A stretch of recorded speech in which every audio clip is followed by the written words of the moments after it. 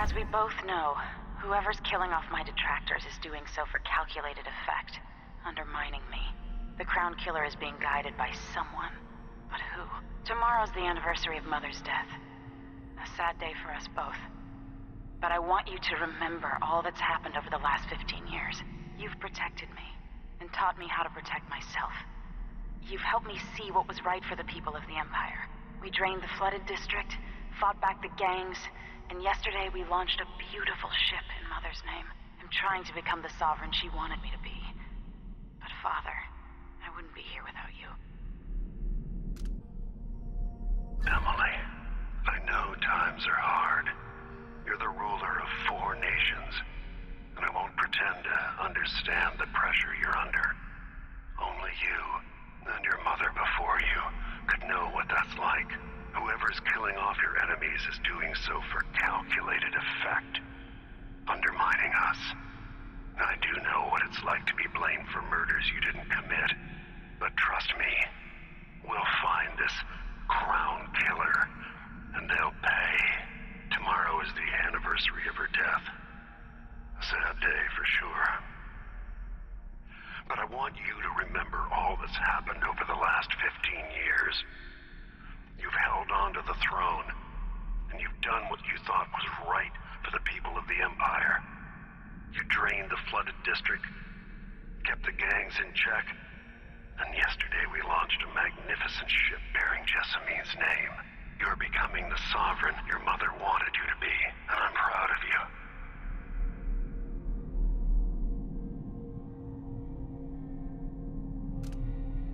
Emily, my daughter, I know that one day you'll be grown up, and I wonder what you'll remember of these years.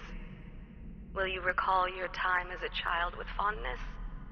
Or were there too many caretakers, formal dinners, and lessons about boring old history?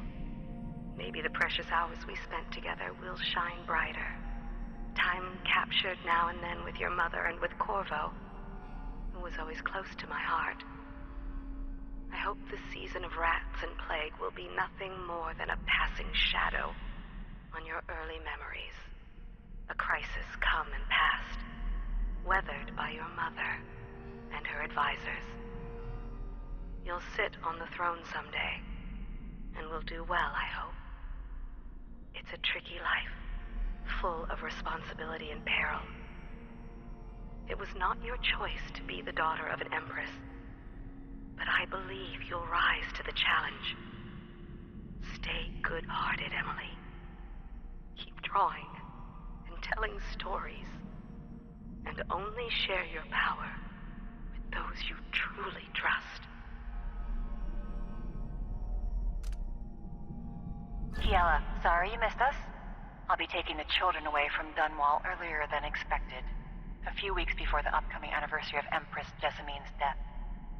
Things are about to get bad, and I'm not just talking about the Crown Killer.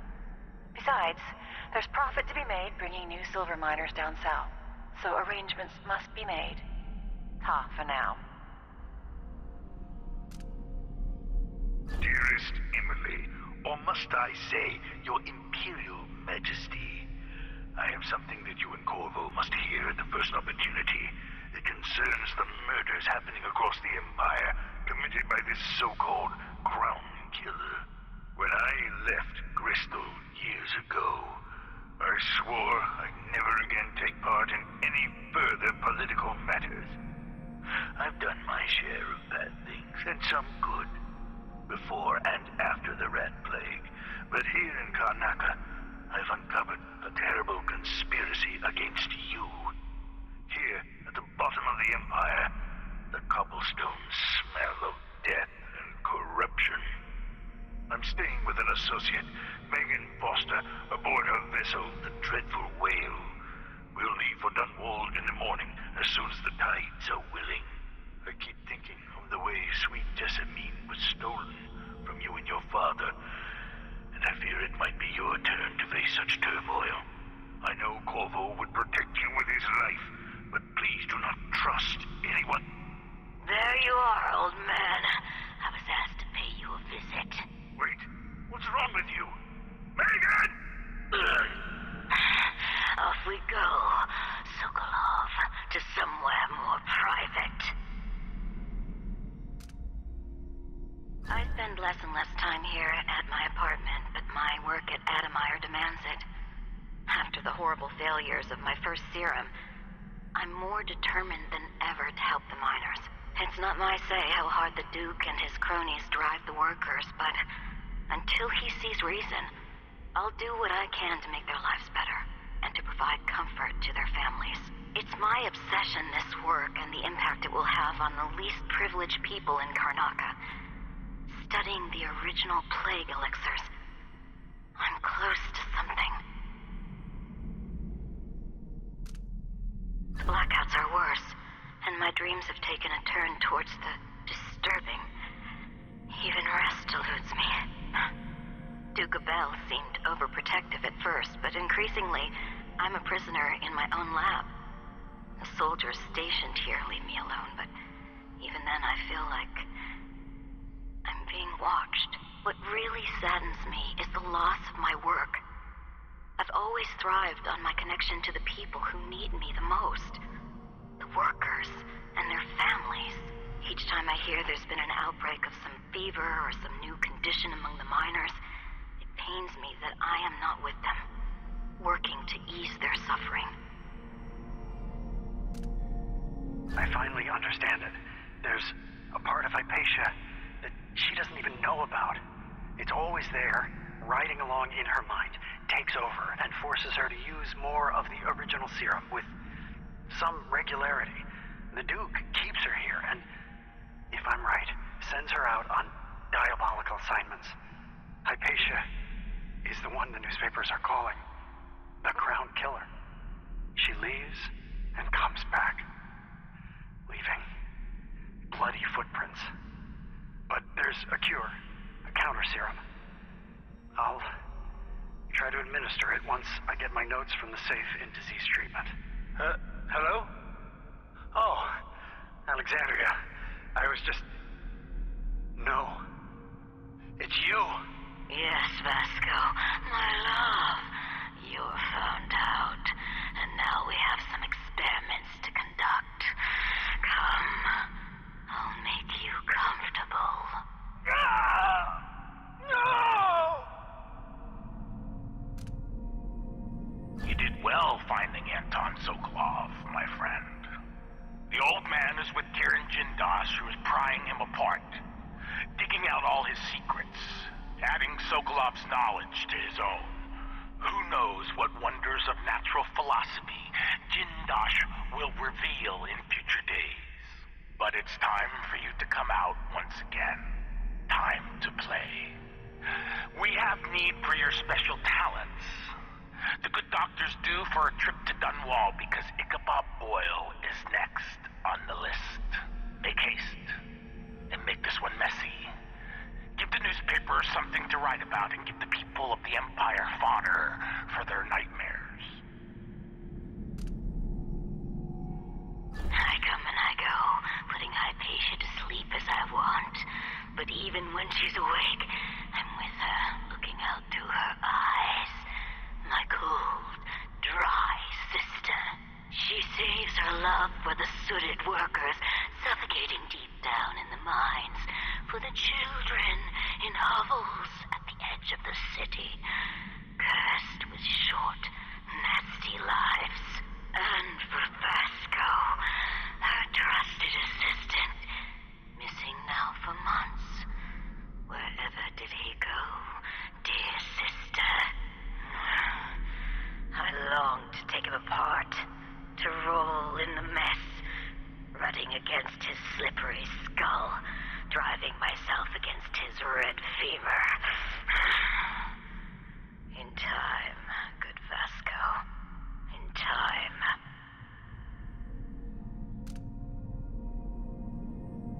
Welcome to my home, stranger. The door is always open to those with the will to pass the threshold. If you're here by appointment, then proceed and bide your time. Otherwise, I'd be remiss if I didn't inform you about the defensive mechanisms employed here, which are quite formidable.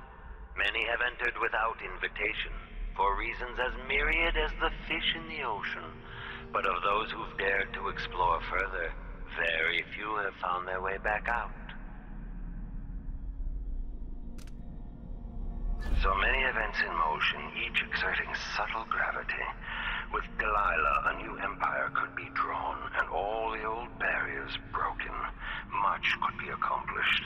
My clockwork soldiers have played their part, but each costs more coin than a wealthy man sees in a lifetime. It could take years to find a solution on my own. But if Sokolov can be tamed, together we might refine the process, making new clockworks at a fraction of the cost. Whether I seduce my old teacher with the thrill of discovery, or whether I'm forced to apply the clamps to his flesh and turn on the voltage, no matter. Anton Sokolov, once the royal physician and head of the Academy of Natural Philosophy. In your prime, the most sought-after painter in all the Empire. My hero in younger days. Now, my puppet. If you're going to use this inelegant-looking device against me, get on with it, Jindosh. Though I'm not sure what you hope to accomplish. I must admit to feeling a bit of professional curiosity as to the function of the apparatus. Patience, friend, patience. The sequence of events is important. You'll come to understand my electroshock machine, but when? Before or after that light leaves your eyes? And where does it go when it disappears? Who will tell me that? Has anyone ever loved the sound of his own voice as much as you do, Kieran? Perhaps the device could tell us that. No, sadly it cannot. But what it can do is take from you the thing you love the most. Your precious intellect. If you won't agree to collaborate on the next clockwork prototype, I'll use the device on that brain of yours, Sokolov. I refuse. If I'm to be a drooling idiot, at least I won't be bothered by any more of your rambling theories. Brianna Ashworth, curator of the Royal Conservatory. For a while, I've believed Ashworth has some connection to the occult in Karnaca. Something is happening that I don't understand. The overseers are the forward face of the Abbey, but equally important are our sisters from the Oracular Order. To be direct, I suspect something is wrong within their sect. Subtle changes to the types of proclamations they've been making. Small but troubling deviations from tradition. But publicly saying anything along those lines will get me accused of heresy by my rivals within the Abbey. Is it possible that Ashworth has infiltrated the Oracular Order? I meant nothing to my fine family, beyond an advantageous marriage and years of childbearing. They promised me to a man 3 times my age who wheezed on about our wedding night. But a curious thing happened on the way to the altar, Delilah. From the first time I slipped out of the manor in the dead of night, there was no returning to my cage. Looking at the stars and drinking wine on a rooftop, I was free. Instead of seeing the overseers for marriage, I visited my father's banker and raced away from my old life toward Delilah. Those were the Coven's glory days. After Delilah fell to the assassin Dowd, her magic was lost, and the Coven scattered. I made a new life in Karnaca. Then I heard her whispering from the void, leading me to the Duke, who heard those same whispers. Together we worked to bring Delilah back into the world, changing the Empire from the home of Aramis Stilton 3 years ago. Across the Isles, all of us who'd been with her at Brigmore and before, we felt the magic return. Others joined. New faces, new blood. Now, Delilah is immortal. Forever. She holds Dunwall, and we've turned to corrupting the Oracular Order. The Overseers take guidance from their prophetic sisters, and soon we'll influence their dreams and visions. My mind is finally clearing. Now I can return to my work here, helping those who need it the most. What can I say about what you've done for me? Saved me from madness, and worse, from giving in to a life of sadistic brutality. How could I ever repay you for that? Given who you are and what you're in Karnaca to do, I can only say good luck. The city, the country, the empire, everyone is counting on you. I'll send something special for you, by way of courier. I hope it helps. So our young friend is headed into the Dust District. Nobody lives there unless they don't have a choice. And people like Emily don't even visit. According to Sokolov, she'll be trying to get into Aramis Stilton's house. Not easy. I've tried. Stilton was a friend. Even as a mine owner, he was a good man who came up from working people and never forgot it. I went looking for him the night he disappeared. But the house was swarming with the Grand Guard. I showed them what I was worth, but it cost me. I'll live to see that score settled. Tonight, Duke Bell and the others will drink my expensive whiskey and scheme. Jindosh will watch me like a cat with a half-chewed mouse. Ashworth will sneer about how conventional the rest of us are. Missing the obvious, she'll flirt for a while, then put me in my place. I'll sit on my anger, remembering what Theodanis meant to me. I'll tell myself I worked for this honor. I swung a pick in the mines, and now the fine folk are guests in my house. If they want to hold a seance, who am I to say it's nonsense? Whatever happens, I'll regret it. But afterward, Megan's coming by. Talking with her always sets me right.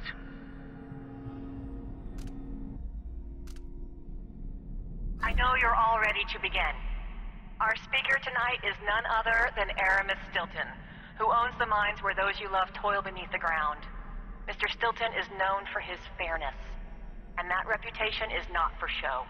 Welcome to the stage, a friend to the Miners Family Committee, Aramis Stilton. Good workers, good people, thank you for having me. Our annual dinner is always a special time, and I cherish the conversations and the toasts as we renew our bonds. My closest friend in this world, whose name some of you will no doubt guess, is known for this saying: we rise together with the same dawn. We feel the same wind on our faces. We fish the same ocean. These are words worth remembering, spoken by a man who fills my heart with joy. As you dine tonight, surrounded by your families and the other miners from your teams, let those words echo in your thoughts. And above all, please enjoy yourselves. You've all earned it. Now we're going after the one who started it all. The Duke himself. I forgot the thrill of it. Planning drop-off points, and picking the approach. Thinking about the best ways to kill somebody who lives behind high walls. But with the excitement, there's a black echo that comes back to me for what I did at Dunwall Tower. If anyone deserves killing, though, it's Duke Luca Abel. I've loved a number of women, and even a couple of men. But I've never loved anyone like my Deirdre. After I left home, those first years on the streets, she's all that kept me from the bottom of the river. I could sleep on a pile of garbage under a leaky awning as long as she was there with me. Sharing a tin of potted meat or a bottle of brandy that we nicked during the day. The Duke and his little brother came through Dunwall. And Deirdre and I got in their way as they stepped out of their fancy coach. The Duke goaded his brother, calling us wharf roaches. And it was the brother who swung the stick that killed her. Splitting her skull, there were wooden gazelles on top of the coach. And I snapped one off and drove it into his eye, as deep as it would go. Deirdre was already gone. Dead as a doornail. Lying in the muck, staring up at the gray Dunwall sky. On the run after that. I was hunted by the City Watch and even members of the Grand Guard up from Zirkonos. People looked at me like I was cursed, spitting whenever I got close. Everyone knew I'd bring trouble. Even the gangs. The Duke's brother has been dead for a long time. But now's my chance to get back at Luca Abel for setting him off against pretty, young Deirdre. Nothing was the same for me after they took her away.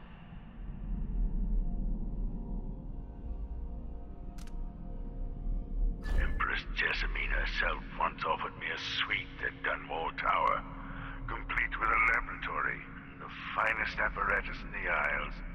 I declined, of course. I'm not some conjurer from penny novels. Besides, I have a great fondness for my privacy, and my interests often find me coming and going in the odd hours of night. It's hard not to consider what might have been different had I plotted a different course than my early years. Was there something I might have said or done when Delilah was my apprentice that could have prevented all of this? Or is character a fixed star we must all follow in darkness? When I first met with my inner circle, I saw nervous faces. Even the boldest were afraid, wondering if we'd live to see another feast. Now Zirkonos is ascendant, but this is a story that began long years before. I knew Delilah when I was only a boy, and even after she was lost, dead, and gone from the world, her memory burned in my mind. Until finally I began to hear her whispering, calling to me from the void. Telling her story of growing up in Dunwall Tower, and the half-sister who cheated her of her throne. Then she told me there was a way to bring her home. Delilah. Beautiful. Immortal. Kieran, sir, we were confused by your most recent response. The Duke was, well, he was furious. He sent me to interview you about your progress. One of the maids took me for a walk. We dug beetles in the park with shiny green shells. I don't understand, Mr. Jindosh. Working with Anton Sokolov, were you successful at lowering the cost of Clockwork Soldier production? The Duke is expecting a reduction of 80 to 90% based on your own estimates. She let me keep a few of them in a jar. I pulled off their legs. That's interesting. Let me remind you, as Grand Inventor, you've been given everything you requested. But with that comes a responsibility for deadlines, an expectation of progress. Wait, I remember the undertaking you're talking about now. Yes. Excellent. So what can I tell the Duke? I had a visitor, I think. Or maybe they came for Sokolov. It's hard to recall the details. Anton wouldn't help, but I was close to finding a way to... The difference engine is inscribed in copper along the concave surface of the inner head mechanism. But wait. I can't. It slips away. The beetles we found today, I'm going to give them all names. This is useless. What am I going to tell Duke Luca?